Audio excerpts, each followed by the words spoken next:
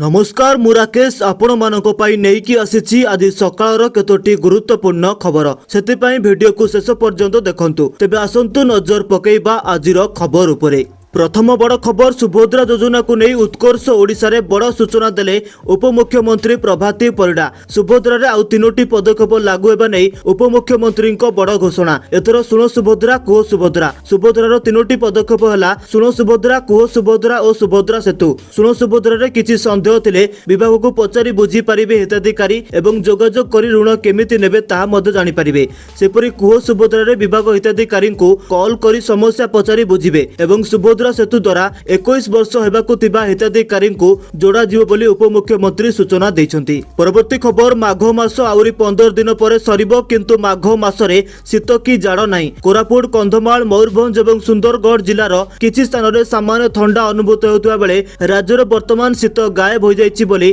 कहिले अत्युक्ति हेबो नाही। आजि ठारू आउ शीत अनुभूत हेबो नाही। शीतर स्थान नै टाई टाई खरा नेबो। सप्ताह जाय गरम अनुभूत सहित खरारु त्राही नाही बोली पाणीपाग विभाग पूर्वानुमान करिछि। पाणीपाग विभाग पक्षरु कुआ जाइछे तापमात्रा वृद्धि सहित आसंता 48 घंटा जाए घन कुहुडी अस्तव्यस्त करिवो। आगामी 5 रु 7 दिन जाए पाग मुख्यतः सुखिला रहिबा सहित राति तापमात्रा रे कोनोसी परिवर्तन देखिबाकू मिलिबो नाही। अभ्यंतरीण ओडिसा रे तापमात्रा रे वृद्धि देखिबाकू मिलिबो। उपकूल ओडिसा रे तापमात्रा रे कोनोसी परिवर्तन देखिबाकू मिलिबो नाही। 48 घंटा पई घन कुहुडीर येलो अलर्ट जारी करा जाइछि। परवर्ती खबर Utkarsh Odisha make in Odisha conclave 2025 प्रथम दिन में राज्य को पुंजी निवेशर सुओ छुटी। प्रथम दिन में 54टी संस्था सहित बुझामण पत्र स्वाक्षरित होइछि। या माध्यम राज्य को 4,50,000 कोटी पुंजी निवेश आसिबो। गोटे दिन में एते संख्यक एएमयू राज्य पई ऐतिहासिक सफलता। राज्य रे अदानी ग्रुप सर्वाधिक 2,28,000 कोटी, वेदांत 1 लाख कोटी, जेएसडब्ल्यू 75,000 कोटी, जेएसपीपीएल 70,000 कोटी निवेश प्रस्ताव देथिबा सूचना मिलिछि।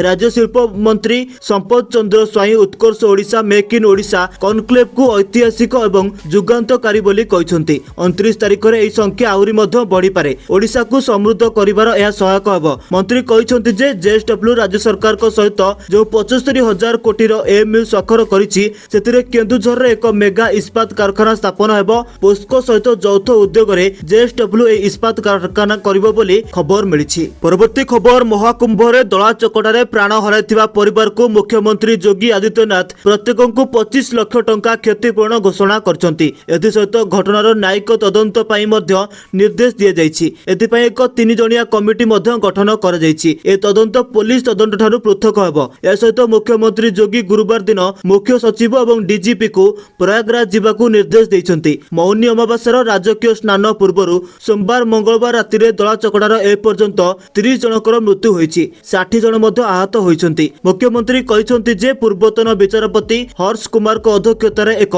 तदंत कमिटी गठन कर जाइछि। पूर्वतन डीजी वीके गुप्ता एवं अवसरप्राप्त आईएएस बीके सिंह को कमिटी रे शामिल कर जाइछि। परवर्ती खबर अमल परवर्ती फसल क्षति बाबद 2,07,887 कोटी क्षतिग्रस्त प्लॉट बाबद को 45.28 कोटी प्रदान कर जाइछि। ए संक्रांत रे प्रधानमंत्री फसल बीमा पोर्टल रे मोट 2,19,834 कोटी प्लॉट बाबद रे क्षतिग्रस्त चाषी सूचना देथिले। सेति मध्यरु 2,07,887 कोटी आवेदन जांच पर वैध होइछि। सूचना योग्य गत डिसेंबर 3 और 4 सप्ताह रे राज्य रे होइतिबा अदिनिया वर्षा जोगु अमल परवर्ती धान फसल क्षतिग्रस्त होइतिला। राज्य रे थिबा मोट 6,794 कोटी ग्राम पंचायत मध्यरु 3,065 ग्राम पंचायत रो फसल क्षति होइतिबार अभियोग आस्तिला एवं सेति मध्यरु 1,945 कोटी ग्राम पंचायत रे शतकड़ा 25 भागरु अधिक क्षति होइतिबा सूचना मध्य मिलिथिला। सरकार को निर्देश क्रमे राज्य रे ए संक्रांत रे कार्य करथिबा 4 गोटी बीमा कंपनी समस्त अभियोग त्वरित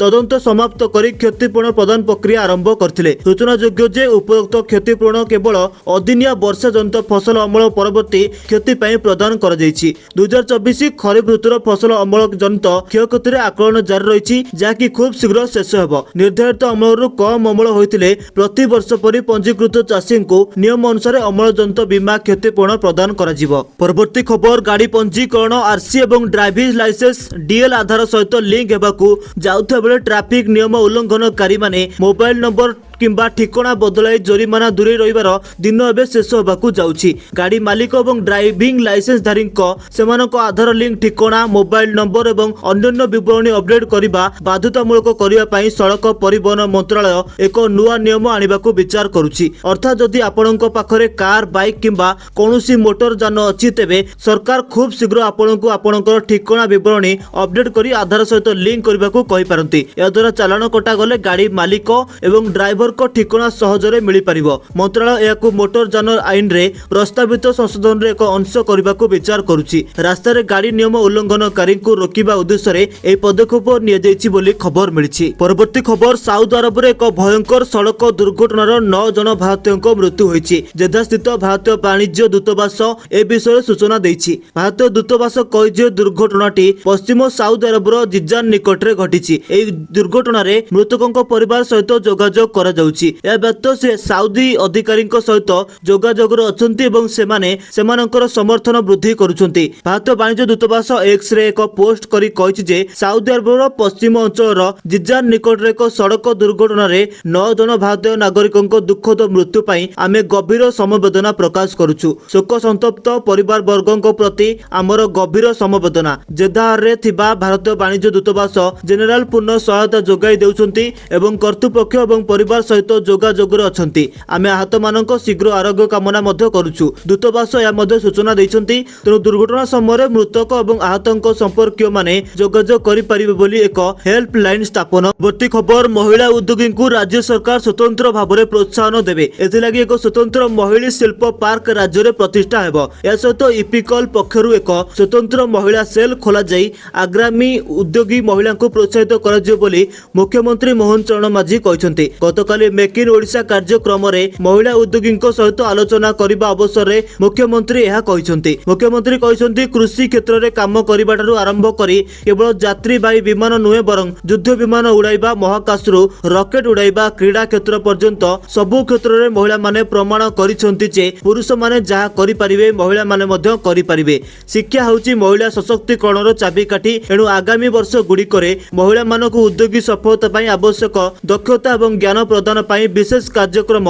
ग्रहण कराजियो बोली श्री माझी कहते। विश्वविद्यालय एवं व्यावसायिक विद्यालय सहित सहयोग करी शिक्षागत एवं व्यावसायिक व्यवसाय अभिज्ञता प्रदान करुथिबा छात्रवृत्ति इंटर्नशिप एवं नेतृत्व कार्यक्रम प्रदान कराजियो बोली से सूचना दैछंती। परवर्ती खबर आज भारतीय बाजार रे 22 कैरेट सुनार 10 ग्राम रेट 75,950 टंका थिबा बेले 24 कैरेट रो दाम 82,850 टंका रहिछि। 22 एवं 24 कैरेट रे 680 एवं 920 टंका वृद्धि पाइछि। सेपरि भारतीय बाजार रे 22 कैरेट सुनार 10 ग्राम रेट 76,100 टंका थिबा बेले 24 कैरेट रो दाम 83,000 टंका रहिछि। 22 एवं 24 कैरेट रे 850 एवं 920 टंका बढ़िछि। सेपरि ओडिशार राजधानी भुवनेश्वर रे 22 कैरेट सुनार 10 ग्राम रेट 75,150 टंका थिबा बेले 24 कैरेट रो रेट 82,850 टंका रहिछि। 22 एवं 24 कैरेट रे 850 एवं 920 टंका वृद्धि पाइछि। परवर्ती खबर भारतीय महाकाश गवेषणा संगठन इसरो सकाळ 6:23 समय आंध्र प्रदेश रो श्रीहरिकोटारू NVS-02 बहन करी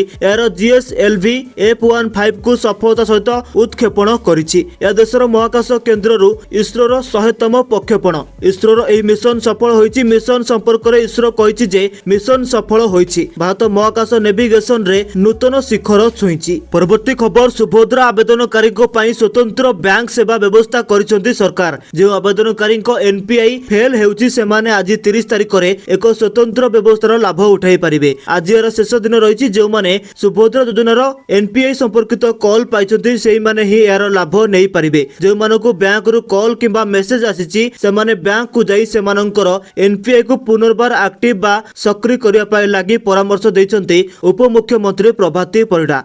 पुरी श्री गुंडीचा मंदिर निकट रे श्री जगन्नाथ महाप्रभु विजय पुरी नाम जमी बेआईन भाव में जबल दखल करी प्लटिंग करी बिक्री पई उद्यम होइतिबा श्रीमंदिर प्रशासन नजर को आछि। एने आईनगत कार्यानुष्ठान पई श्रीमंदिर प्रशासन पक्षरु कुंभारपड़ा थाना रे एतला मध्य दाखल करा जायछि। ए अभियोग श्रीमंदिर मुख्य प्रशासक नजर को आसीबा परे से एने प्राथमिक तदंत करबाकू उन्नयन प्रशासक एवं तहसीलदार को निर्देश देथिले। या सहित श्रीमंदिर मुख्य प्रशासन घटना संपर्क रे ପୁରୀ ଆରକ୍ଷୀ ଅଧିକାରୀଙ୍କ ସହିତ ଆଲୋଚନା କରିଛନ୍ତି। ପ୍ରଧାନମନ୍ତ୍ରୀ ନରେନ୍ଦ୍ର ମୋଦି ଦିଲ୍ଲୀ ବିଧାନସଭା ନିର୍ବାଚନ ପାଇଁ କରୱାଲ ନଗର ଆସନରେ ଏକ ରାଲିରେ ଯୋଗ ଦେଇଥିଲେ। ଏହି ସମୟରେ ସେ ଆମ୍ ଆଦମୀ ପାର୍ଟି ଏବଂ କଂଗ୍ରେସକୁ ଟାର୍ଗେଟ କରିଥିଲେ। ଏହି ରାଲିରେ ଯୋଗ ଦେବା ପାଇଁ ପ୍ରଧାନମନ୍ତ୍ରୀ ମଞ୍ଚରେ ପହଞ୍ଚିବା ପରେ ପଟ୍ଟପଡ଼ଗଞ୍ଜ ଆସନରୁ ବିଜେପି ପ୍ରାର୍ଥୀ ରବୀନ୍ଦ୍ର ସିଂ ନେଗୀ ତାଙ୍କ ପାଦ ଛୁଇଁଥିଲେ। ଏହାପରେ ପ୍ରଧାନମନ୍ତ୍ରୀ ମଧ୍ୟ ରବୀନ୍ଦ୍ର ନେଗୀଙ୍କ ପାଦ ଛୁଇଁଥିଲେ। ରବୀନ୍ଦ୍ର ସିଂ ନେଗୀ ହେଉଛନ୍ତି ସେହି ନେତା ଯିଏକି ଗତ ନିର୍ବାଚନରେ ପଟ୍ଟପଡ଼ଗଞ୍ଜ ଆସନରେ ମନୀଷ ସିସୋଦିଆଙ୍କୁ କଡ଼ା ମୁକାବିଲା ଦେଇଥିଲେ। ସିସୋଦିଆ ବହୁତ କଷ୍ଟରେ ଏହି ସିଟ୍ ଜିତିବାରେ ସକ୍ଷମ ହୋଇଥିଲେ। ଏହି ନିର୍ବାଚନରେ ବରିଷ୍ଠ ଆମ୍ ଆଦମୀ ପାର୍ଟିର ନେତା ମନୀଷ ସିସୋଦିଆ ତାଙ୍କ ଆସନ ବଦଳାଇଛନ୍ତି। ଏଥର ସେ ଜଙ୍ଗପୁରା ଆସନରୁ ନିର୍ବାଚନରେ ପ୍ରତିଦ୍ୱନ୍ଦିତା କରିଛନ୍ତି ଏବଂ ଶିକ୍ଷାବିତ ଅବୋଧ ଓଝାଙ୍କୁ ପଟ୍ଟପଡ଼ଗଞ୍ଜ ଆସନରେ ଟିକେଟ ଦିଆଯାଇଛି। ପରବର୍ତ୍ତୀ ଖବର, ରାସନ କାର୍ଡ ପାଇବାକୁ ବଞ୍ଚିତ ହେବେ ହୋମଗାର୍ଡ। ଦରମା ନୁହେଁ ଭତ୍ତା ପାଉଥିବା ହୋମଗାର୍ଡଙ୍କୁ ସରକାରୀ ଚାକିରିଆ କହି ରାସନ କାର୍ଡ ରଦ୍ଦ କରିବାକୁ ଆରମ୍ଭ ହୋଇଛି ପ୍ରକ୍ରିୟା। ରାଜ୍ୟ ସରକାରଙ୍କ ଏହି ନିଷ୍ପତ୍ତି ପରେ ତେଜିଲାଣି ରାଜନୀତି। ବିରୋଧୀ ବିଜେଡି ଏବଂ କଂଗ୍ରେସ ଟାର୍ଗେଟ କଲେଣି ବିଜେପି ସରକାରକୁ। ରାସନ କାର୍ଡ ପାଇବାକୁ ବଞ୍ଚିତ ହେବେ ହୋମଗାର୍ଡ ପରିବାର। ହଜାର ହଜାର ହିତାଧିକାରୀଙ୍କ କାର୍ଡ ରଦ୍ଦ ହେବ। ହୋମଗାର୍ଡ ସରକାରୀ ଚାକିରି କରୁଛନ୍ତି, ସେଥିପାଇଁ ତାଙ୍କ କାର୍ଡ ରଦ୍ଦ ହେବ ହୋଇପାରେ। ଗ୍ରାମରକ୍ଷୀଙ୍କ ଭଳି ହୋମଗାର୍ଡ ପରିବାର ରାସନ କାର୍ଡରେ ରଦ୍ଦ କରିବା ପାଇଁ ରାଜ୍ୟ ସରକାର ଆରମ୍ଭ କରିଛନ୍ତି ପ୍ରକ୍ରିୟା। ଗ୍ରାମରକ୍ଷୀଙ୍କ ଭଳି ହୋମଗାର୍ଡ ବି ପାଆନ୍ତି ଭତ୍ତା। କାମ କଲେ ଦିନକୁ ମିଳିବ 612 ଟଙ୍କା ଭତ୍ତା। ଡ୍ୟୁଟି ନାହିଁ ତ ପଇସା ବି ନାହିଁ। ରାଜ୍ୟରେ କାର୍ଯ୍ୟରତ 15,500 ହୋମଗାର୍ଡ ପୂର୍ବ ସରକାର ରାସନ ପାଉଥିବା ବେଳେ ଏବେ କାର୍ଡ ହୋଇଯିବ ରଦ୍ଦ। ସରକାରଙ୍କ ଏଭଳି ନିଷ୍ପତ୍ତି ବିରୋଧରେ ବର୍ଷିଛନ୍ତି ବିରୋଧୀ। ତେବେ ଦର୍ଶକ ବନ୍ଧୁ, ଏହା ଥିଲା ଆଜି ସକାଳର କେତୋଟି ଗୁରୁତ୍ୱପୂର୍ଣ୍ଣ ଖବର। ଯଦି ଭିଡିଓଟି ଆପଣଙ୍କୁ ପସନ୍ଦ ଆସିଲା, ଗୋଟେ ଲାଇକ୍ କରିବା ସହିତ ଚ୍ୟାନେଲକୁ ସବସ୍କ୍ରାଇବ କରିବାକୁ ଭୁଲନ୍ତୁ ନାହିଁ।